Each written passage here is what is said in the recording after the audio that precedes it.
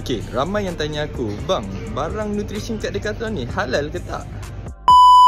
Okey, barang nutrition dekat Decathlon ada yang ada tanda halal, ada yang tak ada. Yang ada tanda halal tu dia halal UK. Korang jangan risau, barang nutrition dekat Decathlon semua adalah vegan product, tak ada campuran haiwan. Kita ada brand baru jual dekat Decathlon, protein, electrolyte, energy gel. Korang malas nak bancuh protein shake?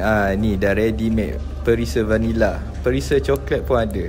30 gram tau, tinggi gila. Protein bar pun kita ada, 21 gram protein. Chocolate salted caramel. Energy gel baru, 30 gram carbs. Energy gel plus korang kena telan dengan air. Hydrogel dia lagi cair, tak perlu korang telan dengan air. Paling best dia ada 80 mg caffeine. Memang kick.